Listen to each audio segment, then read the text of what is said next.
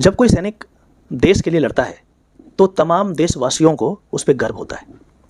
दुर्भाग्यवश यदि वह वीर गति को प्राप्त हो जाता है, उसके बाद क्या होता है, कभी आपने सोचा है? उसके बाद कुछ दिन तक तो हम भारत माता की जय और बहुत सारी चीज़ नारा लगाते हैं। उसके बाद क्या होता है, इस केस से मैं समझाने का प्रयास करता हूँ। इस केस में एक सैनिक वीर गति को प्राप्त हो जाता है। उसके बाद उसकी वाइफ आर्म फोर्सेस से गुहार लगाती है कि हमें लिबरलाइज्ड फैमिली पेंशन, इसका शॉर्ट फॉर्म है LFP, ये दे दिया जाए। एक प्रकार का पेंशन है जो वाइफ को दिया जाता है। अब इस बात को आर्म फोर्सेस रिफ्यूज कर देता है कि नहीं देंगे। अब मैं इंट्रिकेसीज में नहीं जा रहा क्योंकि ये बहुत सारे लीगल पॉइंट्स और फैक्चुअल चीजें बढ़ जाएगी। यदि आपको ज्यादा जानकारी चाहिए तो पढ़ लीजिएगा जजमेंट को। तो मना कर देता है। Aggrieved by this decision of arm forces, the lady window approach करती है आर्म फोर्स ट्रिब्यूनल को। आर्म फोर्स ट्रिब्यूनल ये कहता है कि भाई क्यों नहीं दिए तुम, ये फैमिली पेंशन क्यों नहीं दिए, तुम इसको दो। उसके ऑर्डर को यूनियन ऑफ इंडिया, केंद्र सरकार, सुप्रीम कोर्ट ले जाती है, अपील कर देती है कि आर्म फोर्स ट्रिब्यूनल ने जो ये बात कही है कि इस विधवा को पैसे दिए जाएं, फैमिली पेंशन दिए जाएं, ये गलत है। इस विधवा को, जिसका हस्बैंड लड़ते लड़ते देश के लिए वीर गति को प्राप्त हो गया, ये इस पेंशन की हकदार नहीं है। ये समराइज करके मैं बता रहा हूं।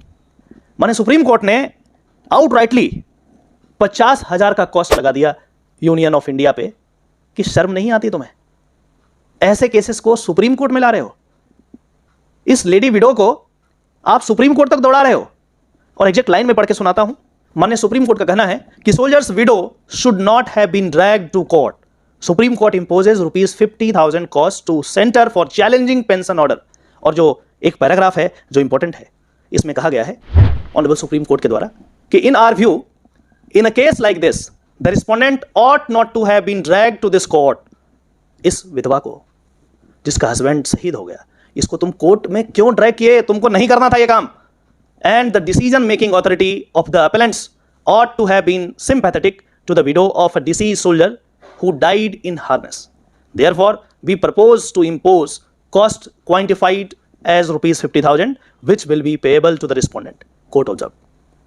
अब ये सारी चीज़ें मेन मीडिया में नहीं आएगी, नुकसान होगा, उनके रेपुटेशन पे धब्बा लगेगा, क्योंकि बाहर में तो हमें जय जवान जय किसान और पता नहीं क्या क्या बोलना है, लेकिन कोर्ट में क्या हो रहा है सर, वो मैं आपको बताया हूँ।